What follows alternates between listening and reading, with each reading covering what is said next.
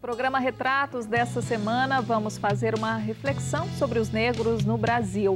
Política de cotas, preconceito e a inserção dos negros na mídia de uma forma geral.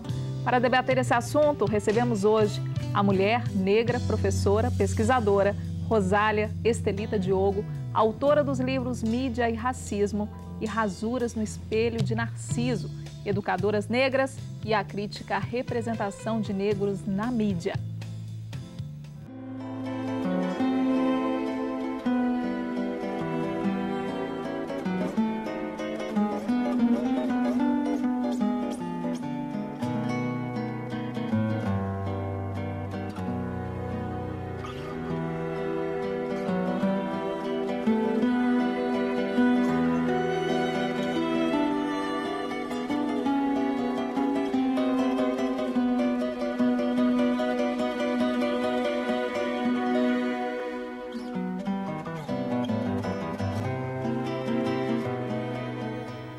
Rosália, seja bem-vinda ao Retratos, é um prazer tê-la aqui, viu? Prazer é meu.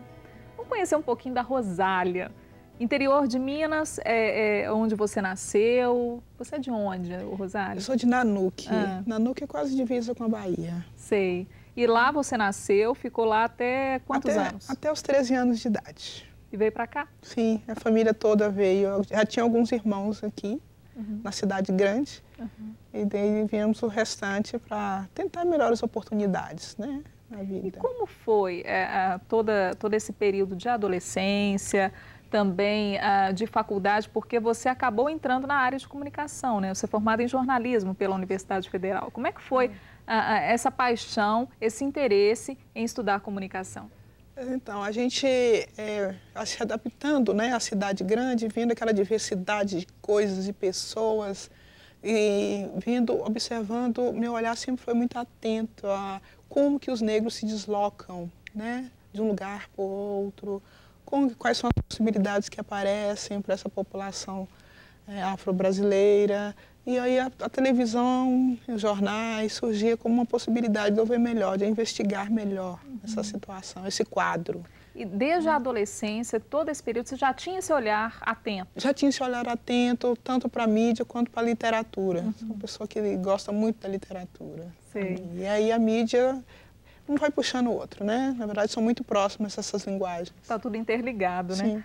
Me chamou a atenção aqui, Rosália, no seu livro Mídia e Racismo, que você coloca aqui nos agradecimentos a irmã Zenilda, você dedica o livro à irmã Zenilda pelas primeiras palavras de incentivo para pensar o que é negro. Isso me chamou a atenção porque esse despertar também surgiu em casa. Sim, partiu de casa.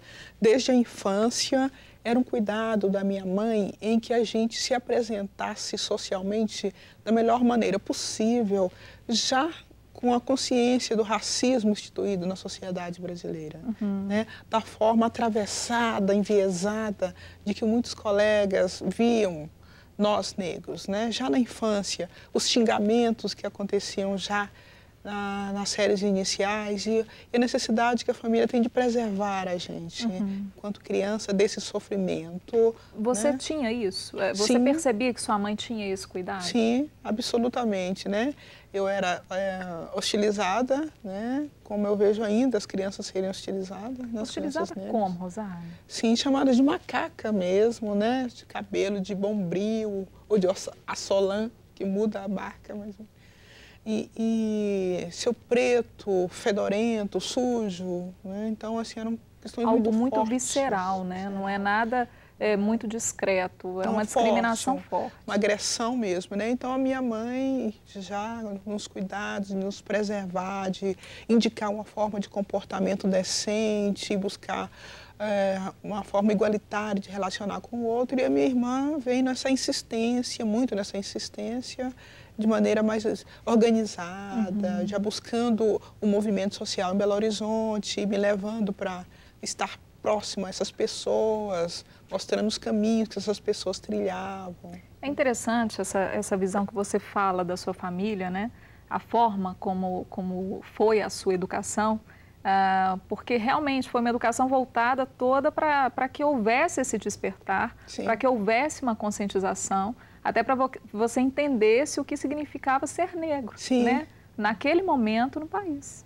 Porque tem um trabalho muito interessante de uma psicanalista que já não está mais entre nós, Neuza Santos Souza, ou Souza Santos, eu sempre confundo, que se chama Tornar-se Negro. Então, você não se nasce negro, você está se tornando negro. Meio que o discurso da Simone de Beauvoir, né? Nasce mulher, torna-se mulher. Então, é essa relação com o outro que vai se constituindo a sua forma identitária de ser, né? Como que você assume ou não, né? Como que você transita e amadurece essa sua condição. Então, essa identidade do negro, ela vai sendo construída ao longo dos anos? Eu penso que sim. Né? Eu penso que sim, porque não basta você nascer negro para você também assumir uma posição assim de, olha, eu sou negro, portanto, determinado comportamento eu vou ter em função desse pertencimento racial. Então não basta a questão da melanina, penso que também é uma atitude política e ideológica. O negro hoje se reconhece negro? Alguns. Né? Eu diria que alguns negros se reconhecem, talvez no meu entorno a maioria. No entorno do que eu convivo, a maioria se reconhece como negro. As pesquisas do IBGE apontam de maneira muito objetiva, de maneira assertiva é essa. Cada vez mais a autodeclaração, né? Quando se pergunta você é preto, que são as categorias que o IBGE trabalha, preto, branco, pardo. Então, aumenta cada vez mais a categoria eu sou preto ou eu sou pardo, né? Cada vez mais. Mas ainda há a negação desse lugar, porque esse lugar não é tão confortável como um lugar reconhecido pela sociedade, que é o lugar de branco. A negação principalmente pelo medo, pelo receio de não ter de não ser bem recebido, de não ter essa sensação de pertencimento na sociedade. Exatamente, porque a recepção não é favorável, né? Ainda há um preconceito muito grande, uma hostilização, né? Uma segregação. O Rosário, é engraçado, é interessante a gente falar disso, porque a abolição tem quanto tempo, né? Coisas 124 anos, quase 125 anos. Né? E a gente falar disso ainda, parece que a gente está tão atrasado, não é? Em relação às políticas sociais, às políticas públicas voltadas para o negro. E quando a gente fala, principalmente desse reconhecimento, do negro ter a consciência dessa identidade e tudo mais, essa dificuldade de muitos se reconhecerem negros, parece que a gente está falando de uma coisa tão antiga, tão atrasada, não é? Que já deveria estar ultrapassada, mas não está, né? Não está, infelizmente. Qual que é o principal desafio do Brasil hoje, na sua opinião?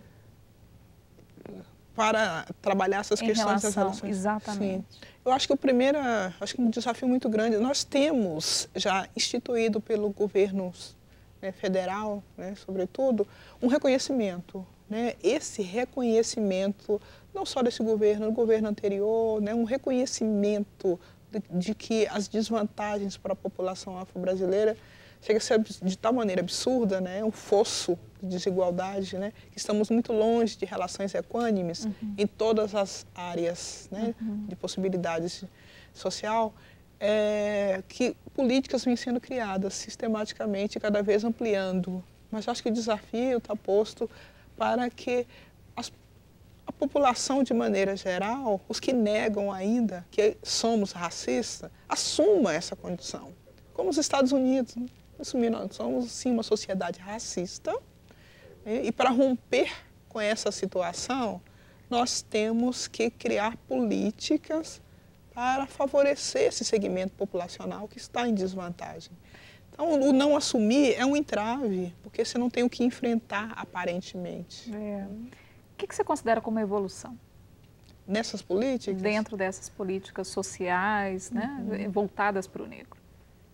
Eu considero alguns pontos de evolução, sim. O fato da gente estar aqui, de eu estar aqui nesse momento, até eu quero agradecer o convite, aproveitar a oportunidade. Prazer é nosso. O fato de eu estar aqui, né, não é a primeira vez que eu venho discutir aqui nessa emissora esse tema, é um grande avanço.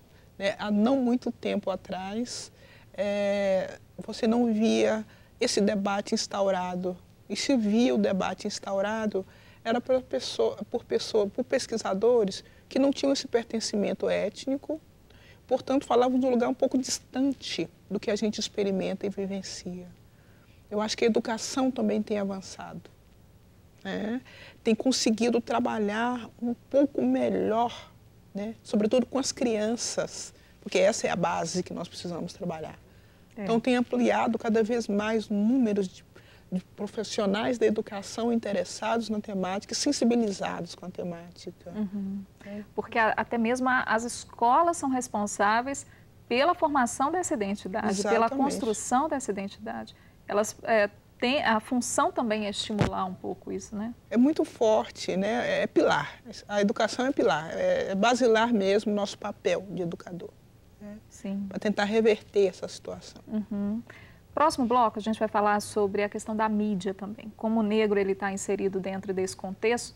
A gente volta conversando aqui com a Rosália para discutir um pouco essa questão do negro no Brasil. A gente está conhecendo um pouquinho também da história dessa mulher negra, ativista, pesquisadora, professora, autora de livros aqui interessantíssimos, que discute exatamente essa relação da mídia e do racismo. Como que o negro é visto dentro desse contexto? A gente vai para um rápido intervalo e a gente volta em instantes. Fique conosco.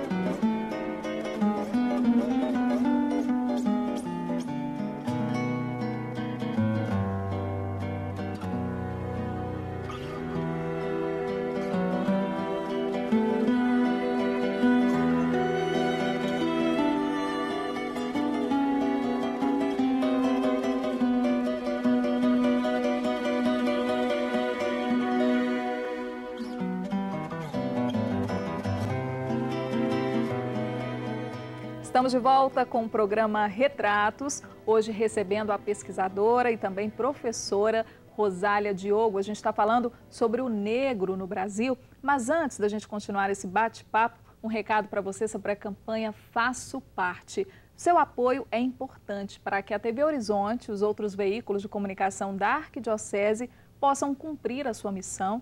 Com seu apoio, a campanha quer também construir a Catedral Cristo Rei e atuar na revitalização do patrimônio histórico e natural, que é a Serra da Piedade, em Caeté. Para saber como fazer parte, é só ligar em horário comercial para a central de atendimento da campanha. O número é o 3209-3559, código de área 31. E se você já está fazendo parte, nosso muito obrigado. A gente continua aqui conversando com a Rosália Diogo sobre a questão do negro. No bloco anterior, Rosália, a gente estava falando sobre a questão da mídia. Como o negro hoje ele está inserido na mídia, nas telenovelas, enfim, dentro desse contexto. Mídia e racismo, negro e mídia também, foi tema desse livro seu, lançado pela Mas Edições, né? Sim. É uma tese de mestrado, é isso? Não, esse livro foi lançado em 2004 pela MASA, né, que tem a felicidade de organizar e publicar esse material muito relacionado à temática das relações étnico-raciais no Brasil. E são ensaios que eu reuni ao longo dos estudos de jornalismo e depois dele, e publiquei. Na verdade, o segundo livro, Rasuras no Espelho de Narciso, sim, trata-se da dissertação de mestrado, que eu defendi em 2005, e foi publicado, então, pela MASA em 2008. Então, na verdade, os dois insistem nesse debate entre mídia e racismo. Até mesmo pela sua área, né? Que é a comunicação, o jornalismo, acaba tendo essa necessidade de estudar esse fenômeno. Tem essa interface. E aí, no mestrado, eu não perdi de vista o lugar de educadora e da mídia. Né? Então, a gente fez tentou fazer essa junção. Eu tentei ver, eu fiz um grupo focal com 14 educadoras negras, como eu, né, para saber delas, da rede pública municipal, né, na mesma condição que eu ocupo, para saber delas sobre a representação social de negros na mídia. E para isso usamos a publicidade televisiva. O que você constatou nesse estudo? Não, nós constatamos o que, na verdade, empiricamente já vinha sendo conversado daqui e de lá, e que eu já tinha visto em outros trabalhos de mestrado e doutorado, enfim, e de especialistas da sociologia, né? O que, na verdade, perdura até hoje, de certa medida, que é um esvaziamento, que é uma ausência da representação de negros, né? O que Joel Zito Araújo, que é um cineasta e jornalista, chama de negação, a negação do Brasil, né? E quando existe essa presença, quando ela aparece ainda que pouco representada, se formos comparar com o percentual de pretos e pardos que se declaram no Brasil hoje, ela é ínfima, essa representação é ínfima. E na maioria das vezes ela aparece, essa representação é estereotipada, é caricaturada, né? É uma representação, na maioria das vezes, da mulher empregada doméstica, né? Faxineira, em cargos considerados de pouca relevância na estrutura social. E por que isso acontece? Vocês chegaram a tentar traçar uma causa para isso? Ah, sim. O racismo, para a gente, é a base de toda essa escolha política e ideológica de representação social do negro. Então, nós temos 125 anos, praticamente, né, 2013, em que foi abolida oficialmente a escravidão de afro-brasileiros. No entanto, o imaginário da elite ainda é de que nós não somos o modelo ideal, né, da população que deveria ser a população brasileira, né? Não temos aqueles traços europeizados, né, que deveria se configurar como uma bela estética, né, para se apresentar o Brasil. E, portanto, afora isso, tem ainda uma discussão científica antiga, que perdura e está permeada ainda no interior da sociedade, da inferioridade, da incapacidade intelectual, né, e da incapacidade de elaboração de determinados produtos, né, e aí essa junção desse preconceito que está aí incluído nessa temática racismo, faz com que essa representação de pretos e pardos seja menor, né, no circuito nacional. Agora, isso acontece também, por exemplo, essa dificuldade de se mostrar a cultura negra, isso você verifica também dentro desse contexto midiático. Por exemplo, a cultura das religiões, da arte, isso tudo ainda é difícil de se mostrar, das pessoas entenderem como forma de arte, de cultura, de religiosidade? Sim, faz parte, está todo no bojo, né? O negro ainda é aquela... ainda há uma preponderância da sua cultura sendo apresentada como, assim, agora é a vez do samba. Então, você arruma um negrinho aí, ou uma neguinha, né? Normalmente a boa azul, da negona, a mulata, para a gente fazer a representação do samba, né? Alguma coisa do folclórico que a gente possa trazer. Cadê os negros que possam trazer isso para a gente, né? A questão do tambor, né? Então, assim, olha, essa população aí é que sabe disso, são os negros que vão trazer para a gente isso aqui. Não, se for trabalhar com música clássica, não, então não é o negro que eu vou buscar. Qual é a representação que eu vou buscar? Representação de um estereótipo europeizado, né?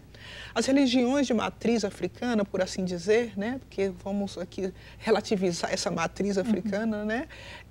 São recorrentemente rechaçadas, né? São recorrentemente, negro, não, aquele negro deve ser macumbeiro, né? Se desconhece o que é umbanda, se desconhece o que é o candomblé.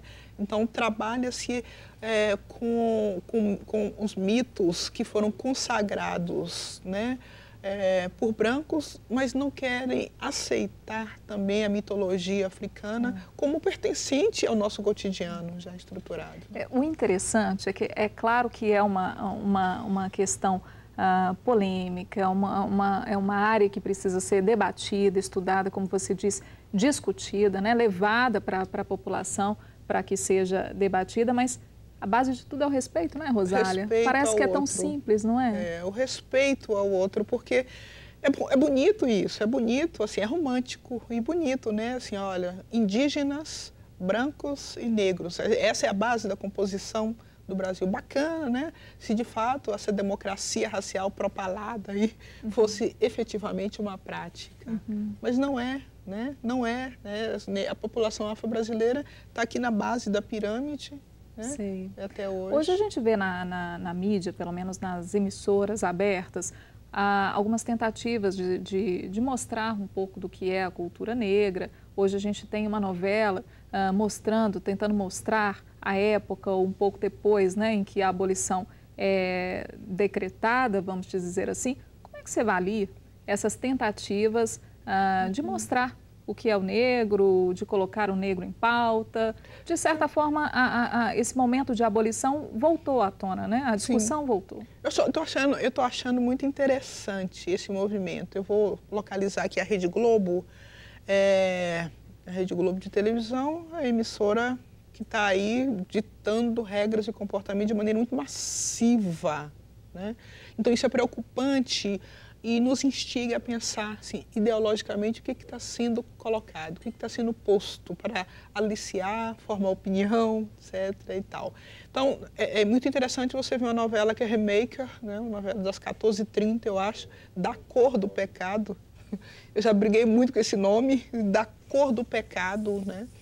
E uma novela das 18 horas, que vem falar exatamente desse momento pós-abolição. Então, uma diferença abissal entre uma posição ideológica dessa novela, que foi de 2004, né, que é agora às 14h30, reprise, e essa das 18 horas, porque essa e a reprise, você tinha nenhuma crítica em relação ao racismo, nenhuma crítica se estabelecia, nenhuma crítica à condição do afro-brasileiro.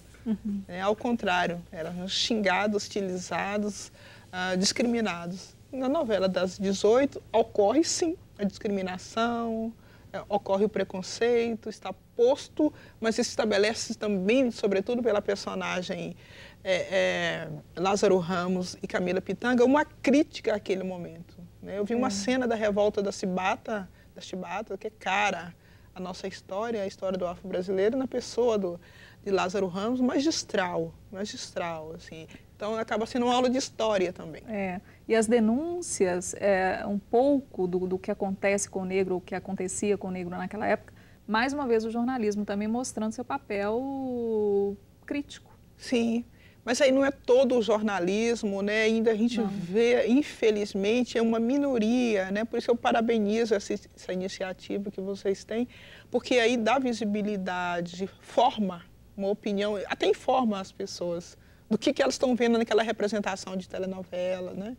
É bom assistir a televisão com um olhar atento. Sempre um olhar atento. Né? Caminhar com um olhar atento não faz mal a ninguém. Não é uma representação gratuita. Há algo posto ali que se quer dizer mais do que se apresenta. A gente vai conversar mais um pouquinho com a Rosália daqui a pouco, porque a gente vai para um rápido intervalo. A gente está de volta em instantes. Fique conosco.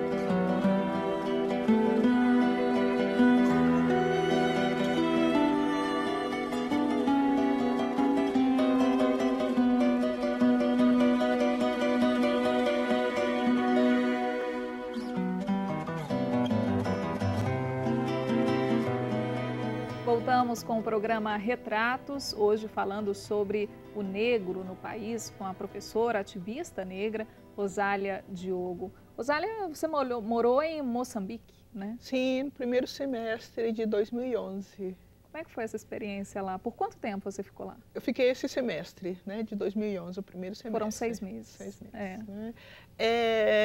Foi uma experiência magistral para mim, né, para minha formação, para um conhecimento melhor de tantos elementos culturais que eu trago na minha trajetória, no meu posicionamento diante da vida e do que eu vejo no nosso entorno aqui no Brasil. Né? Então, foi meio que perceber que daquele navio negreiro de outrora, várias pistas ficaram plantadas em vários lugares do Brasil. Então, a relação cultural é muito forte. É uma identificação. Você acabou de me grande. falar aqui nos bastidores que é uma de suas terras. É uma das minhas terras, é um dos lugares que eu me sinto muito à vontade. Um dos lugares que eles gostam muito do Brasil, se identificam muito com o Brasil. Todas as telenovelas que eles assistem são telenovelas brasileiras. A forma, o comportamento, sobretudo dos jovens, cada vez mais é voltado para o comportamento que se vê na televisão brasileira. Tem vontade de conhecer outros países, Rosália? Outros países... Com essa raiz negra? Sim, eu tive a felicidade de conhecer 5 países africanos. O primeiro que eu conheci em 2010 foi o Senegal. Já me impactou bastante. Né? Por quê? Porque foi o primeiro país que eu vi tantos negros, né, com esse fenótipo que eu tenho na minha vida fora do Brasil. Então, eu chego no aeroporto, eu já vejo aquela quantidade toda de gente, mas eu estou em casa. Né?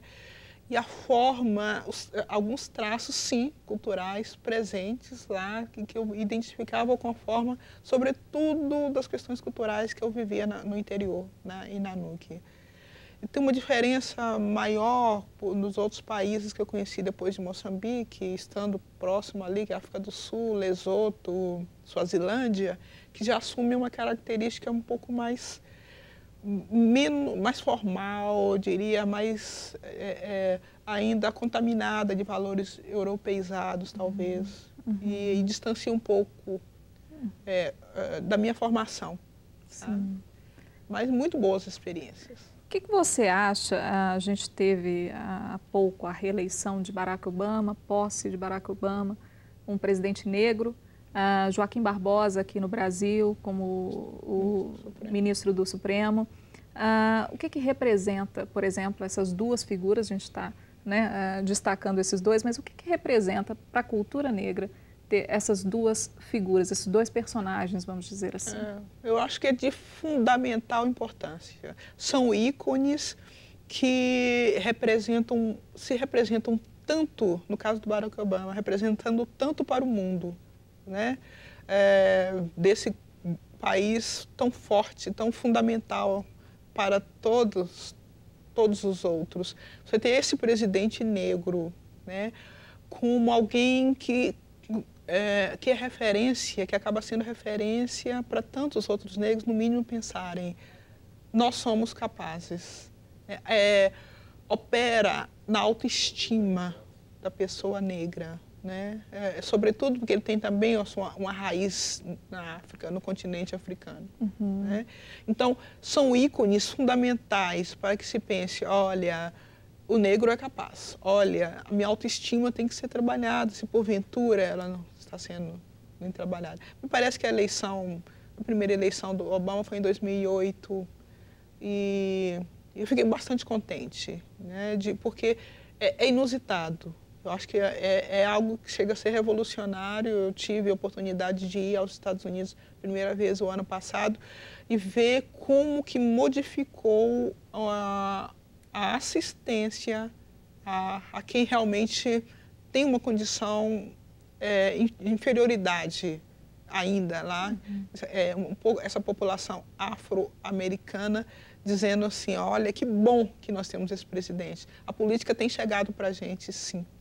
E aqui no caso do Brasil, acho que o Joaquim Barbosa, pela sua correção, né, pela sua forma honesta de enfrentar a corrupção, ainda que eu tenha divergências em algum eventual posicionamento, mas também eu não entendo muito dessas posições jurídicas. As críticas que ele sofre me fazem pensar, e também a forma como a mídia tem usado, de certa forma, o papel dele como algoz. Então, eu acho que a gente tem que ter cuidado também com a utilização desses ícones, porque também pode ser criado uma faca de dois gumes, mas, indubitavelmente, a correção dele, a forma honesta, a formação cultural que ele tem é um grande exemplo para a população afro-brasileira. A gente precisa falar aqui no Retratos também sobre a lei de cotas. Você fala muito em vários momentos aqui de que é necessário que se reconheça que o negro é capaz, né? Em relação à lei de cotas, o que você pensa a respeito dela? Você considera um avanço em relação ao estímulo, por exemplo? Será que não seria necessário um estímulo na educação, na base, para que o resultado, né, venha aí nessa inserção ao ensino superior? Então, na verdade, nós estamos falando, na essência, de política de ação afirmativa, né? Que aí a cota para a universidade é o ponto nevrálgico, é o polêmico dessa política macro, dessa política maior, que é a política de reparação ou de ação afirmativa. Eu reparo algo que necessita ser reparado. Porque se estivesse fluindo bem, não precisava reparar, né? Então, nós estamos falando de reparação ou política de ação afirmativa para esse segmento populacional, que é o afro-brasileiro. Então, eu acho que as cotas para negro na universidade e em outros setores, muito bem-vinda. É necessário esse reconhecimento que a gente dizia, né, no blocos anteriores, de que existe uma desvantagem social, que 125 anos não bastaram para corrigir as distorções, e que é necessário criar esse tipo de política. Não dizendo a forma de criar a política de cota é que talvez tenha que ser trabalhada em um lugar ou outro, mas não é o mérito que nós estamos discutindo. Nós estamos discutindo uma qualificação digna, não só para o negro, mas para toda a educação básica e também para a universidade, que acabou de ficar em greve aqui por mais de 100 dias, eu acho. Então, não é algo dissociado do outro, né? É uma escola pública de qualidade e, paralelo a essa escola pública de qualidade, né, as cotas para negros na universidade. Que quadro, que cenário você gostaria de ver nos próximos anos em relação ao negro, as políticas voltadas para o negro? O que você vislumbra para os próximos anos, até mesmo por essa experiência acadêmica que você tem, por essa experiência fora do Brasil, pelas pesquisas, pela sua atuação até no planejamento de ações, né? Até nesse planejamento de ações voltadas para as políticas, né, aqui no município? Eu sou muito otimista. Eu sou otimista, romântica. Eu vejo um crescer de interesse em trabalhar a temática. Eu vejo a sensibilidade mais aflorada, sobretudo de profissionais de educação, que é a área em que eu sou mais próxima. Então, essa área, tendo mais interesse, sendo o pilar. O grande Paulo Freire já dizia que as grandes transformações que a sociedade precisa, algo mais ou menos nesse sentido que ele dizia. As grandes transformações podem não se dar sozinha pela educação, mas não se darão sem a educação. Então, com esse interesse, com a escola ampliando mais o seu leque, buscando uma forma de conhecimento mais profunda, mais vertical, e as políticas públicas abrindo também o seu olhar para essa reparação, para buscar uma equidade, eu vejo que, se continuarmos nessa linha, se nos fortalecermos, de fato, juntos, né, com essa possibilidade de falar para um público maior, eu penso que a tendência é eliminarmos, não num tempo próximo, digamos assim, mas que é um crescente que nós vamos contaminar cada vez mais pessoas. Né? Rosália, foi um prazer tê-la aqui no programa. Eu até complementaria essa citação de Paulo Freire que você colocou com uma outra de Rubem Alves, de que as escolas não são gaiolas, são asas, né? Exatamente. A educação, ela tem esse papel de educar, de fazer refletir, de fazer pensar, de criar polêmicas, polemizar, para que o assunto vire um debate, esteja em pauta e não as pessoas acabem tornando, né? As pessoas acabem tendo uma opinião, um ponto de vista, formando o seu próprio ponto de vista, né? Sim. E aí depende desse olhar atento. Formando outros com o seu ponto de vista. Com certeza. Rosália, brigadíssimo. Foi um Obrigada prazer tê-la aqui. Espero você em outras oportunidades aqui no Retratos, portas sempre abertas. Estou à disposição. E o Retratos de hoje fica por aqui, mas você pode nos ajudar a fazer este programa enviando sugestões de entrevistados, comentários para o e-mail retratos@tvhorizonte.com.br. Também você fica sabendo todas as novidades, nos seguindo pelo Twitter e também curtindo a nossa página no Facebook. Na próxima semana nós temos um encontro marcado aqui na TV Horizonte, uma emissora da Rede Catedral, Rede de Comunicação Católica. Até lá!